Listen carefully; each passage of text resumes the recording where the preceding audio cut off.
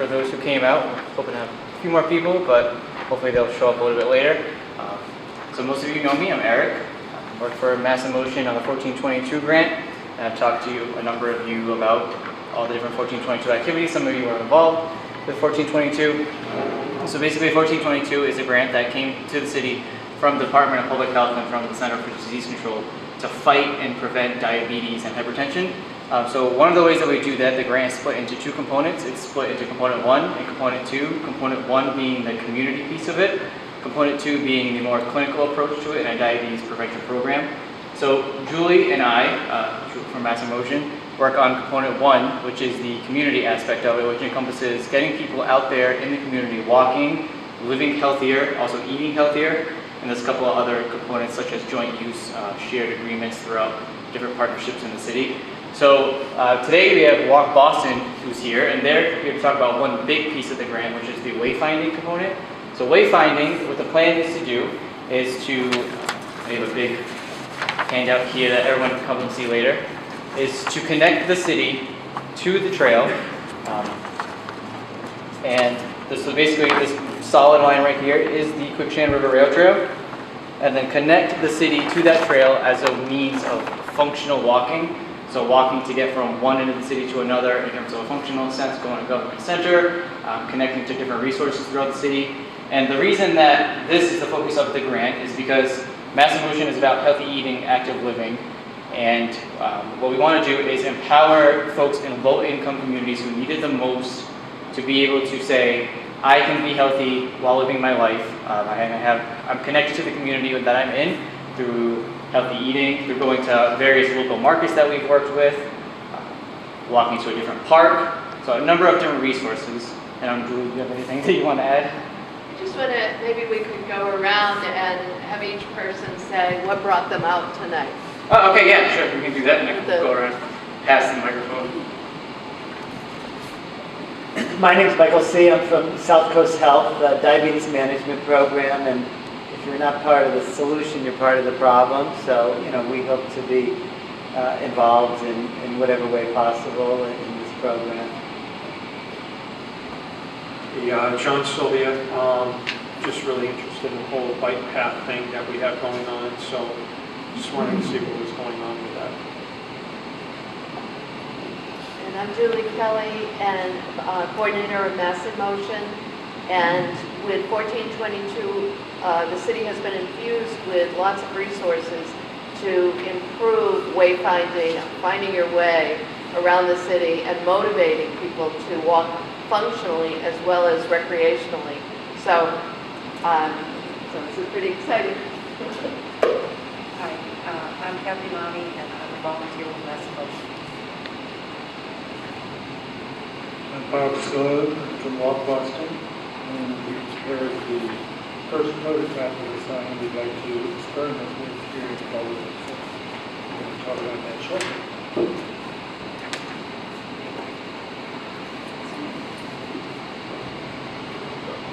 Good evening. My name is Marcia Picard, and I work for Greater Fall River Partners for a Healthier Community. I work as the school wellness coordinator, so anything that benefits our young people and their families is of great interest to me.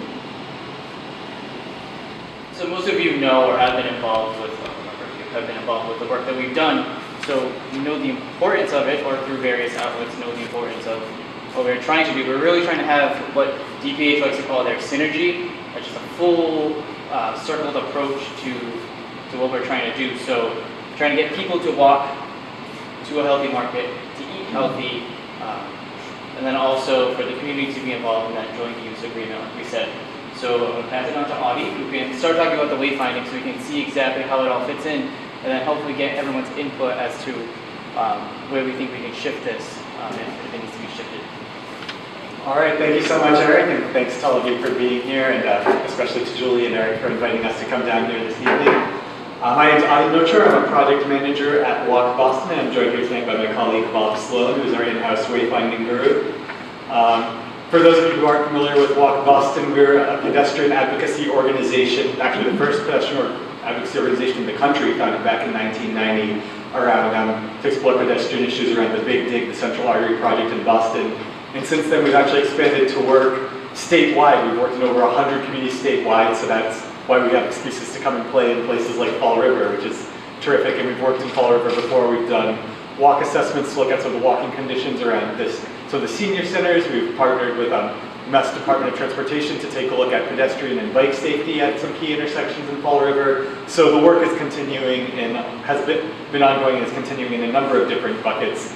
And so here, we're here today to talk to you about wayfinding. And Eric mentioned the 1422 grant through the Department of Public Health, and WalkBoston is a technical assistance provider as part with DPH as part of that grant program. So we're stand at the ready to help communities like yours with all issues related to walking. And so what we're really trying to tee up with this Quequechan River Rail Trail wayfinding piece is you all have this amazing asset, this amazing trail that's going to open in June, and you all really have an opportunity to promote not just recreational activity, but how can we think of this trail as a means to get people to where they want to go, to connect neighborhoods that haven't been connected before, to help orient people to get to destinations that they want to go to in the community. So really, when we talk about wayfinding, it's literally how do you find your way through the built environment? How do we navigate ourselves around and build that consciousness that there are actually places that we can walk to and bike to in this community? So that's really what we are here to help you with today. So a few things to think through when it comes to wayfinding. Again, you can build connections between different parts of a community, different neighborhoods, different destinations. So you obviously want to illustrate safe routes or the points of interest, where the distances in minutes to get to key destinations, because oftentimes you might have a destination in mind, but it's oftentimes a lot closer than you might think. You might think it's 20 minutes to walk there, but if it's really only 10 minutes or 5 minutes, then that changes your calculation of, is this a place I can actually walk to? Is there a safe route I can get to to help me get there? And so really what we're in a position to do with all of you is to help you build out a pilot program when it comes to wayfinding, and I'll speak a little bit more about that in a minute. But I think with a pilot program, if we can think of, what are a few key routes by which we can orient people to this trail, you can test out how that works, and then I know Julie and the whole team at the city are thinking of a broader Walk Fall River campaign, a branding campaign that comes with that, thinking about longer term signage. You can test some things in the near term, and then that can help you think longer term about what works and how can we build out a broader network of routes that are going to get people to where they want to go in the community. So what does wayfinding look like in practice? So it can look like a number of different things in different communities. The example on the right is New York, or on the left rather, is New York City. The example on the left is from London, sort of large downtown metro areas, have more public kiosks almost, having these pillars. What does it look like from WalkBoston's perspective? A little bit like that. So there's Bob in our conference room with a whole bunch of signs. We've got a couple of examples here today. We can pass them around. So this is from a wayfinding pilot we did starting in November 2014 in Codman Square, which is in the Dorchester neighborhood of Boston, to really test out what does wayfinding look like. So the signs that we'll put up in Fall River as part of the program will look something like this. 2 feet by 2 feet. They have the grommets that you can use to mount them on poles throughout the city. So this gives you a sense of what this could look like in Fall River in terms of signage. So again, here we are actually putting the signs up, mounting them on poles that exist in the neighborhood. And you can really see some of the key elements that you want to get on the wayfinding signs. You want to say the city, so they'd say Fall River along the top. You have the destinations. You have the direction you'd be going in, and then the time it would take to get there. Whether both for biking as well as walking as pedestrians, so you can see those times as different. So those are the key points of information that you want these signs really to convey. And then a few other things to think through when it comes to wayfinding. Once again, you want to think about what are the key points of access, where do you actually want to go to and from. And then also you need to take safety and infrastructure considerations on the ground into account. Eric, I'll have printouts of the map that we'll come back to that kind of show what some of these routes could look like. But again, if a street doesn't have sidewalks or if there are hazardous intersections, that's where all of you being on the ground in the community have expertise to tell us, actually maybe that's not the best route. This route would actually work a lot better in practice. So those on the ground considerations are very important. And then I mentioned pedestrians versus bikes. You might have slightly different routes for bikes versus pedestrians in certain locations, depending on whether streets are one-way or two-way. Bikes obviously can't go against the flow of traffic in the same way. So that's something else to think about. And then obviously you need poles on which to mount these signs. But another piece we're also thinking about in areas where you might not have signs is, can we experiment with some sort of actually putting a decal or something on the sidewalk, which is that will actually be something new that we as WalkBoston haven't explored before, but I think that's something creative we could test out in a community like Fall River in partnership with all of you. So again, thinking about where we really want to focus this wayfinding effort. There's kind of, I guess you can think of it as the trail shed. You know, Fall River, you have so many watersheds here, but now you're going to have a trail shed. So thinking about the 1 mile buffer zone around the trail where over half the city's population lives. I think 44,000 people from the numbers that Julie and Eric have given me. So really honing in on this as the key area where we want to build out this wayfinding effort. And then here's the map you all have in front of you. The trail marked in the solid line in red, and then the dotted green lines indicating, what could some of these signed routes to the trail look like.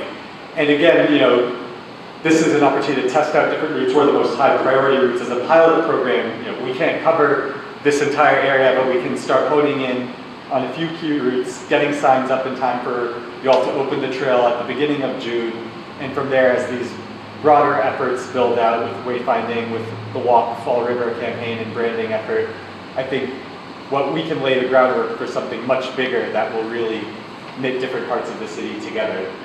So that's what we have for you today, just in terms of thinking through what are some of the key elements of wayfinding. And I think we can open up a conversation now about trying to hone in on some of these routes and where do we want to build it from here. And Bob, I don't know if you have anything you want to add, or Julie, or if you have anything to add, but we can certainly open it up to questions and discussion from here. So thank you.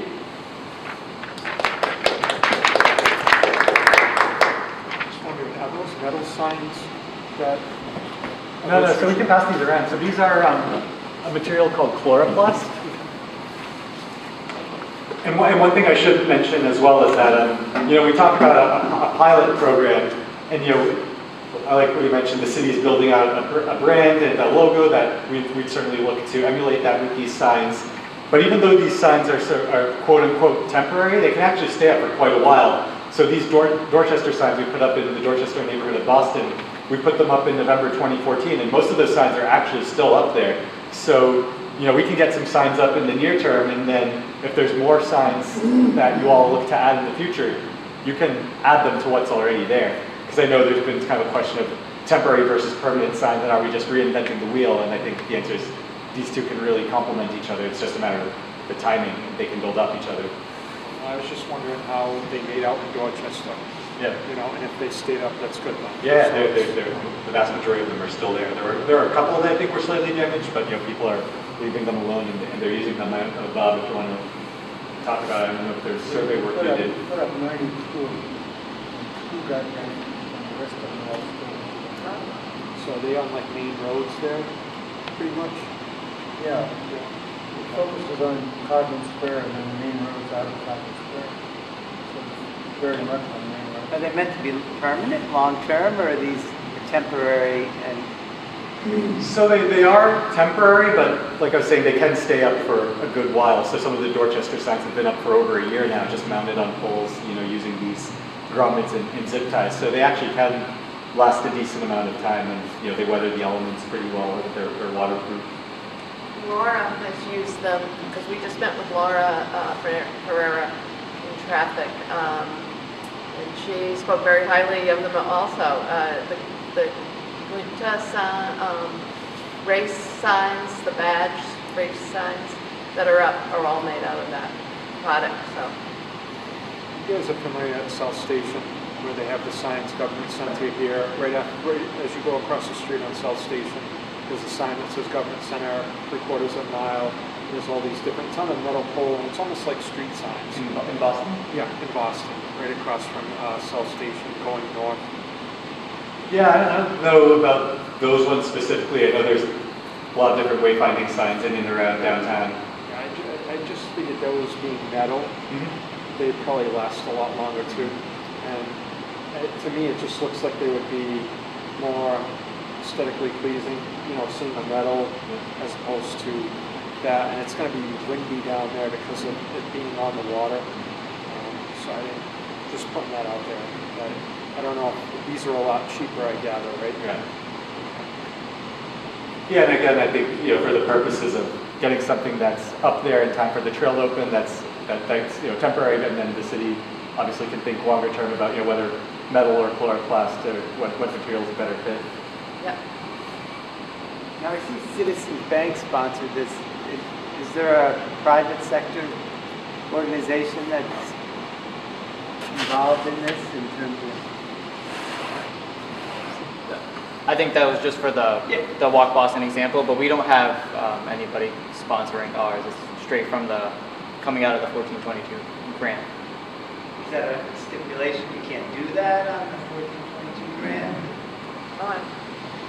We'd have to look into that. I would think that would be a good thing. Yeah.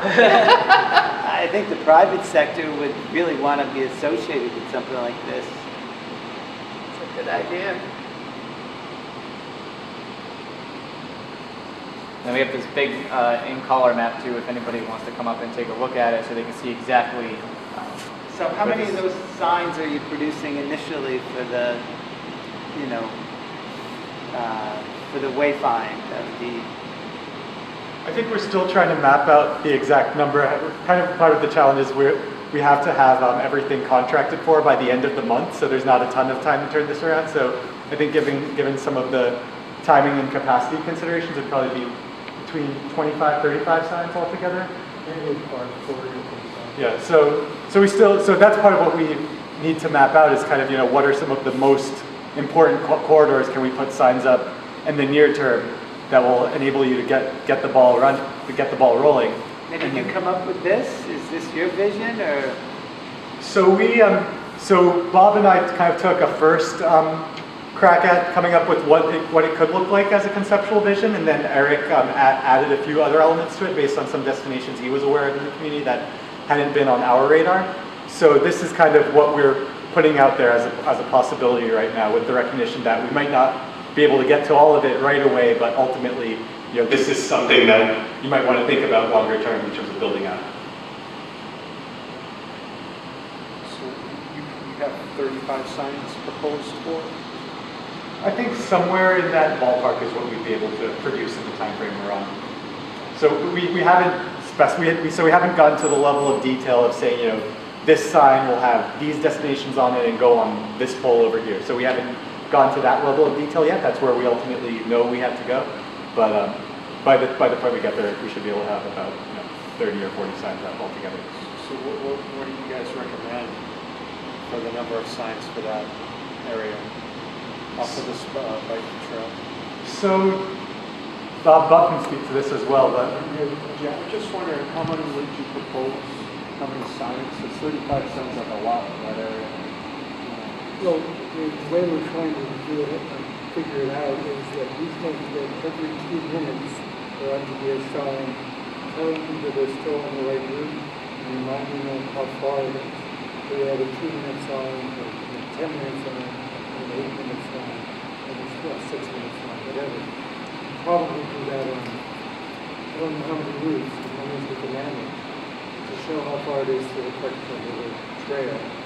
And encourage people to walk there by showing you're on the right track and here's how far it is shorter than you thought. So that's my goal. and a 10-minute walk is about half a mile, so that gives you a sense of kind of how many signs you might want to put along a certain road covering a certain distance. And it does. I'm sorry. I'm just thinking that, you know, because it's going to be kind of like a retreat. I wouldn't want to see like too many signs there because it kind of makes it seem like you're in a city as opposed to like running on a trail. Well, yeah, the signs are going to be, these are going to be on the streets themselves to Oh, get to the trail. Oh, okay. Once you're on the trail, there's going to be, I don't know if you get my pictures of it, I should have printed some out. There's going to be trail specific, that's going to go over what kind of nature you see on the trail. Have you ever been to a trail in Dartmouth or anything? It's going to be more like that on the trail. Okay. And then these are going to be reserved for wayfinding. Yeah, these are for city streets. Oh, Yeah, I city thought streets this heading was for on from. the trail. No. This is to get people to the trail, Okay. and then there might be other destinations of interest potentially. But I think the real priority is to get people to the trail because because it's tucked away and a lot of people don't even know it's there, right? So we want to really build that awareness, build that public consciousness that this trail is there for everyone in Fall River to use. But also preserve the fact that it's a nice trail, and that it's not going to be inundated with just signs all the way around it. No, I was. Yeah, no, thank you for, Sorry. we should have been more clear about that from the onset, so thank you. Yeah. Now, are there rules? You know, I know biking and although rollerblading isn't as popular anymore, but is this primarily a walking trail? I mean, I plead ignorance, but the trail that's been built, this is for biking, this is for rollerblading, this is for walking, and there are rules of the trail, or? As much about the rules, but yeah, it's meant for a mode shift, so Yeah, it is a pedestrian and bicycles. I mean, it's been designed for this sole purpose. It's been on the radar for many, many years. John can speak to that. You know, once back in the 60s when the river was put underground in pipes so that Route 195 could be, you know, come through the city. And so since then, probably there's been a movement to get access to the Quequechan River that the city's named after. So, and then in 2010, when the city redid its open space and recreation plan, we took that old idea and put it right in the heart of the plan, and that got the ball rolling. So the state has been amazing in doing the design, all the engineering, and then providing the funding for both the Department of Transportation and the Gateway City Park program. It's been decades in the making. In the making, yep, yep. And so many manpower hours and partnership between local and state and regional government. What does that kickoff look like for this trail? When we come to the opening, you mean Yeah, the opening yeah. day? Well, I just met with the park board because any park in the city has to go through, any event in parks has to go through the board. So I basically told them that we have this will be a brand new, wonderful linear park, and that this area has been an isolated, just a swamp kind of, and part of the river since the 60s. And so that's an issue, that it has a sense of isolation. How do you get people out? How do you get people to use this trail frequently? Lots of feet and wheels on the trail so that it's seen as safe. It's not seen as a potential risk for their lives and limbs and that kind of thing. Also, when it's completed, this area where probably some dumping has occurred will be pristine, and how do we maintain that? And then thirdly, that large population is a very low-income area, and with a lot of sedentary lifestyle. And how do we encourage people to get on their feet and start moving and introduce them so that they feel ownership of the trail, and that they'll want to take care of it, and they'll want to call in if there's any crime that they see, you know. So there becomes a sense of ownership.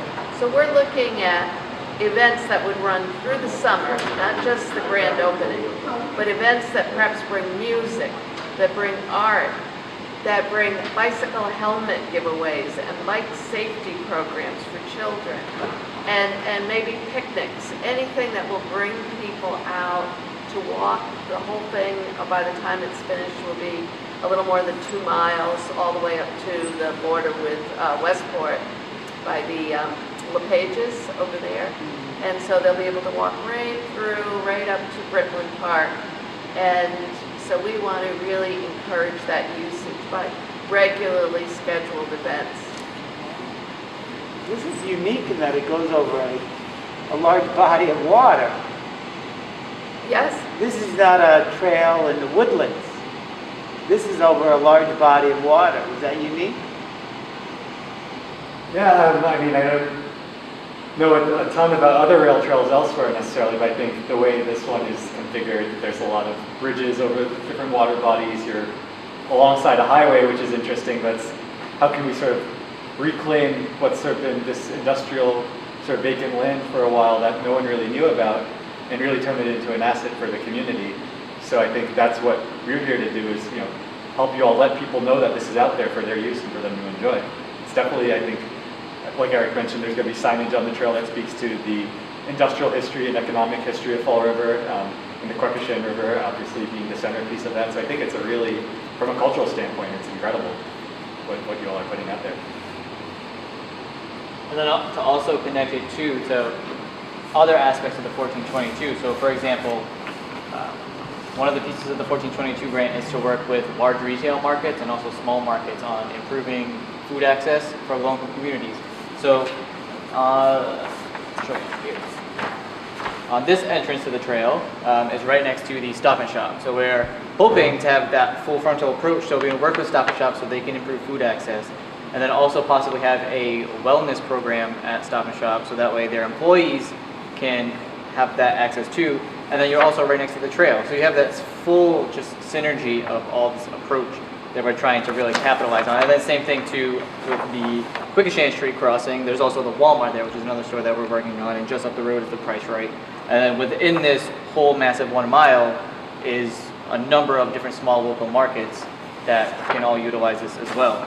And also working with some of the local businesses, say for example Stop and Shop, to possibly utilize some of their parking spaces that are on the fringe of the lot, so that way people can park there, and you have, it relieves some of the parking situations for the trail, and then you have that whole connection that lasts almost 2 miles. Oh, is that an issue? There's not parking in the close proximity to the trail?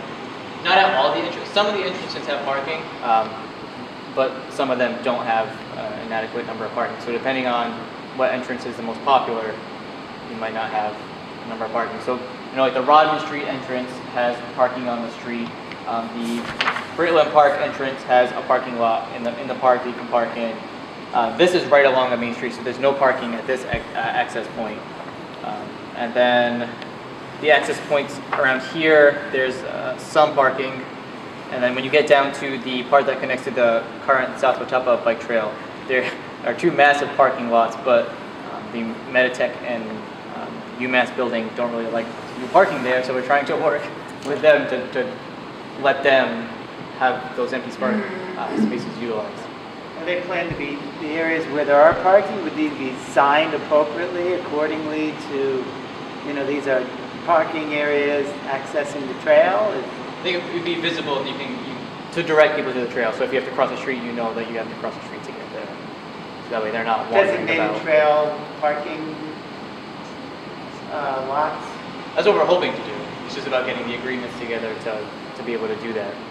And making sure that they're directed in a way that it's accessible for everyone, and that it's also clear where it's a safety route that you can go on. You're not going to get hit by a car.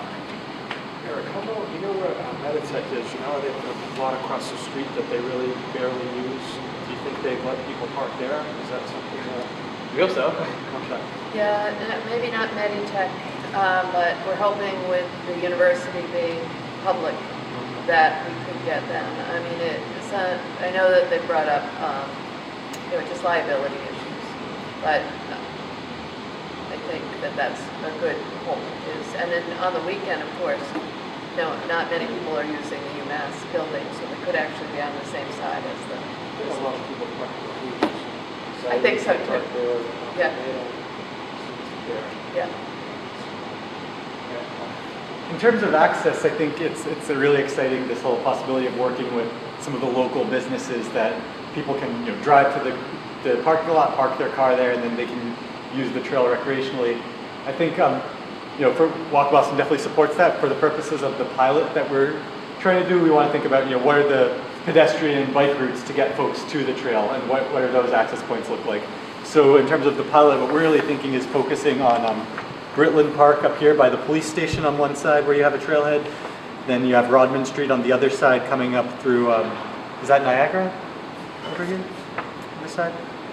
Yeah, John, that's right. Yep, so Rodman Street up over there.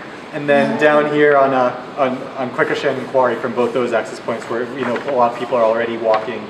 A couple of the other trailheads, there's Father Travassos Park over here, but that's a future phase of the project, so we're kind of letting that be for now. And then down here by Brayton Ave, it's not the best for pedestrian and bike access right now. So as far as the wayfinding pilot we're talking about, certainly complement what everything else Eric is talking about, but I think really looking at Quequechan Street over here and then Rodman and Gritland Park over here and orienting people to those trailheads is the way we want to go. So as far as the Quequechan entrance though, they have Planet Fitness as a gym that's like right there. And that would probably get a lot of people on there if there was some sort of sign there. Instead of running on treadmills in the summer, they probably, or walking, they probably want to use that. So that would be a good sign around there. I think would be good to let people know that. Yes, we have it going, so from Pleasant Street all the way down Quarry, and then down Quequechan. The Quequechan connector is like right behind there, and then they have that old, because of the front, they have that 55 housing. Yep, the current walls. So, that would be, that's another great one too. So are you guys just looking for areas to put the signs? Is that what it is, or? So basically, and then maybe feedback on if you think, are these streets walkable? We want to be sure that if we're directing someone to a street that it's safe and comfortable based on what the neighbors in that area think. So these would be the routes, and it's a lot easier to see it on this. If there's a street that would be better to direct someone down instead of one of the streets that we have on there. So that kind of information. I would say like the Quequechan and Quarry Street would be a good one. We could get people to. I don't know if you already have that one down. Yep. Yeah, we've been taking a good hard look at that for sure. Yeah, we have right there is Quarry, and then we have Quequechan.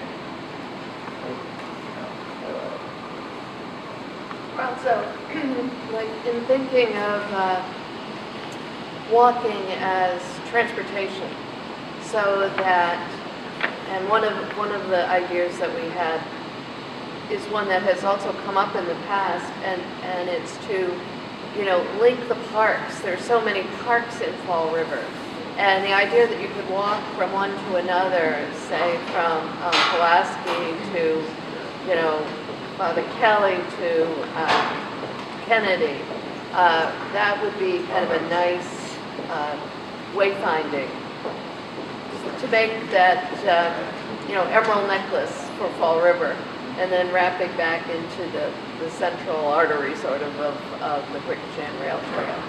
So it as much as we want people to know about the trail and access to it, we also want that sense of functional walking. Oh, it's an 8-minute walk from here to City Hall, to the post office, to the library.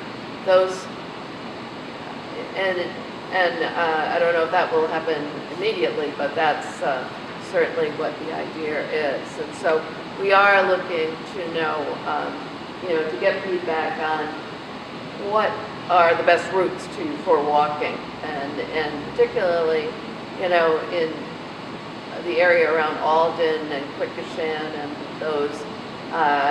We were just talking with Laura about Cambridge. Was that? Yeah, Cambridge and Jefferson. And it's a pretty tricky, and especially with the increase in traffic with the Walmart. How do we combat that, and how do we address it? Are there ways to have people think about a different way, a different approach, which is very hard on Quequechan because it's the only straight through. But but looking at other areas, there may be streets to avoid, like Wardell and Front Street where there are no sidewalks, or 17th Street where there's no sidewalks, and heavy parking because of the police department. So there are a lot of issues, I think, about how do we have safe routes and pleasant routes to destinations besides the trail. So that becomes your, way to get from from an eastern location to a west location. And is that part of this 1422 grant? Yes. So other areas of this Fall River Emerald necklace you talk about, that's part of this grant? Well, the whole idea with this grant is to get people moving and get them walking. And so if we can motivate them and actually make it easy, as Dave is always saying, make the best choice the easiest choice. And so if you know you can get where you're going and you don't have to get in your car and drive 10 minutes or 3 minutes, and then search around for parking and then make sure you've got quarters, we might be able to convince people to rethink that. So you're looking And- to go and- like this then? Yes. We should point out this area of the city, about a third of the community there does not have an automobile. I mean, there are a lot of people who are dependent on walking now, so this should enhance the quality of their lives as well. I think too, just to point out that through conversations that we've had with traffic, so the destinations that can go on the signs, so we can't put, for example, a school, because then every other school will want to follow in line and say, hey, we're not on the sign. We can't, or same thing with the hospital. So trying to find ways to maybe group them so it's one big thing that appeases everyone, or just, we can't say a specific restaurant, but maybe we can say restaurants in the downtown area. So it's something similar along those lines. I mean, yeah, I'm thinking like even, say, Flint Village, right? You can have a sign there to the crossing at 24, so people go to the Walmart, the McDonald's. So maybe that'll be a sign that we want to have so people know that Price Right's there, Rite Aid, all those stores. So maybe that might be something to think about. So that'll get people on their walk, and they might walk off the street and get on there. It's more wide open. So. I think we were talking about at the top where that purple banner is, having a neighborhood focus. So if you're in the Flint, having it say the Flint, or we were talking about that. Yeah.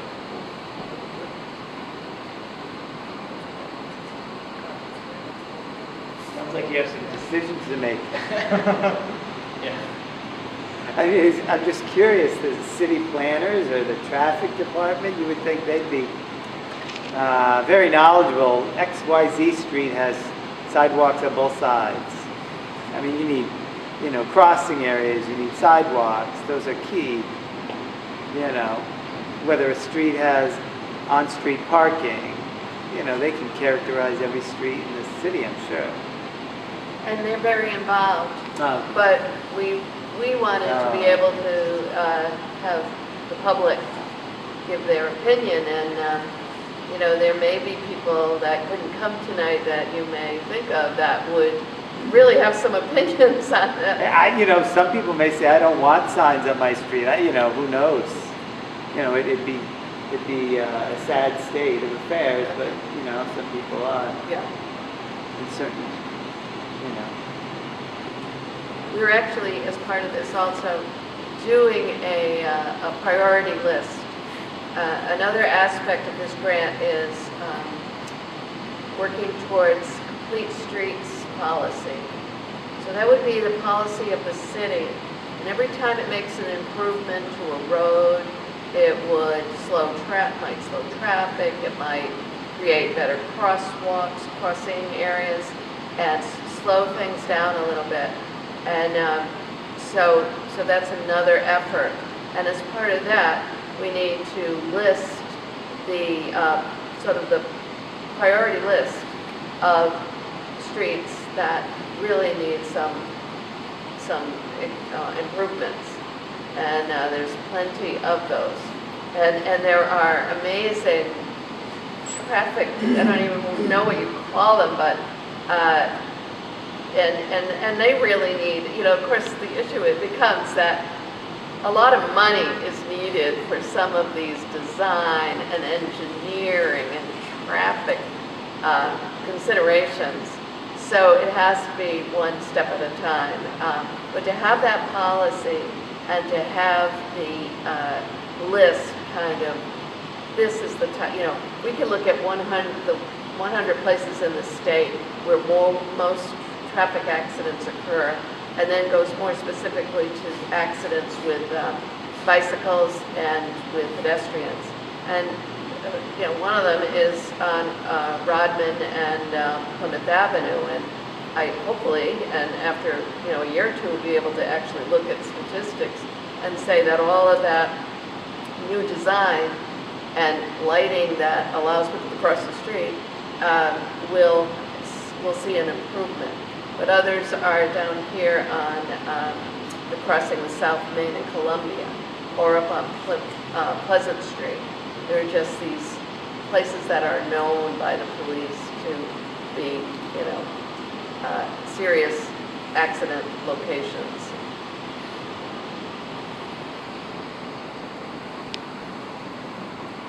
What does the logo look like? You come up with a Fall River, what is it? Walk Fall River, yes. Well, we're actually in the waiting for a contract to be signed on that, so I'm afraid I can't make it public yet. But we are hoping that that's going to be imminent. So that'll be part of the signage? I hope, yes. That's what we're hoping, that if we could design these signs so that they would look like what they would permanently be. So as money comes in and as the pathways are seen, being a pilot program, seen to be, yes, this is right, this is the correct destination direction. And then the new sign made in metal would look like, so there would be then confusion. And to your comment about, what if folks don't want signs on their street, the advantage of what we're doing right now is this is a pilot, right? It's temporary, so they're easily hung up with the grommets and the zip tie, but if people don't like them, you can always take them down. I don't think there'll be an issue in the areas. I mean, in some areas you may have, but I don't think in this area there'll be an issue with this. Really, it's kind of like this, these are kind of key things up here.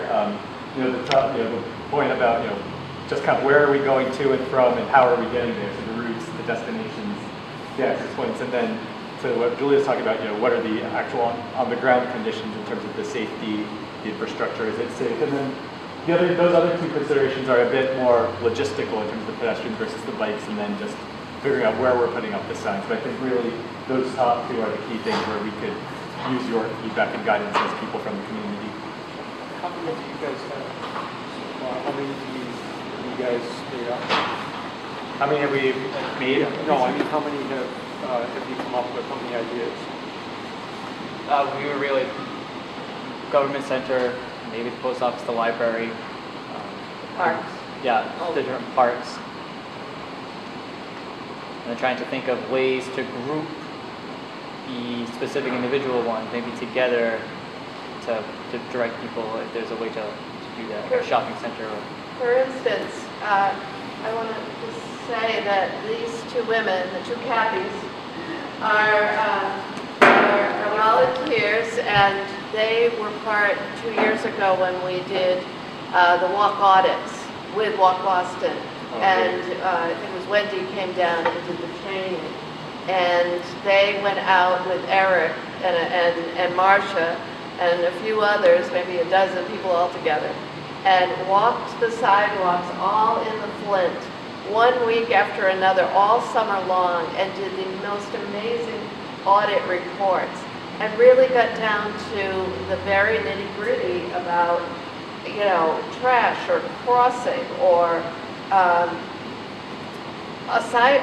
crosswalks that had faded away completely, and taking your life in your hands to cross the street.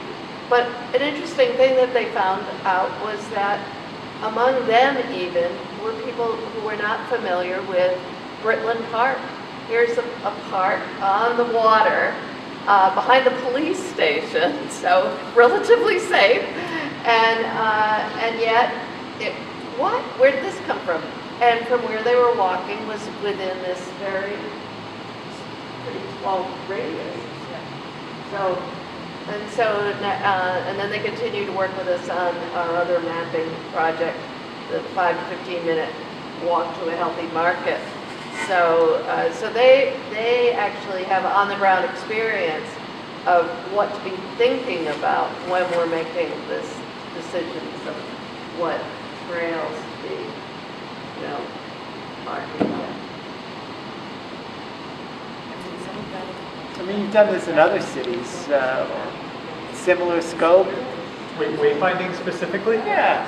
So, I mean, you we're do it act- in Lawrence, you do it in Springfield, you do it in... So we've done a lot of walk. We're doing Turner's Falls, which is a small community in Franklin County in Western Mass. So wayfinding is kind of like doing this sort of very targeted focus is pretty new to us, and we've learned a lot from the Dorchester example that we're trying to bring to this broader 1422 effort now. So But it's exciting. It's a new realm of work guinea for us. pigs. Yeah. Well, Dorchester was the guinea pigs, and now you're the beta testing, I guess. One step up. It's exciting. Yeah. Really exciting.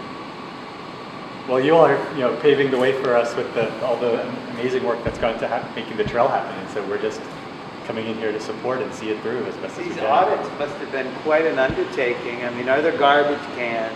Is there lighting? Are there safe sidewalks?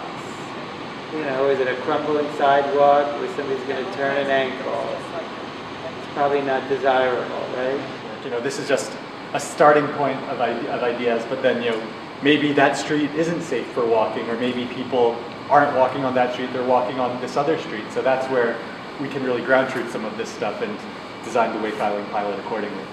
Any other questions or comments? I know it's after hours on a Wednesday, so really thank all of you for being here with us. Well, thank you for the presentation. Thank you all. We're excited to keep working with you. So thanks, everyone.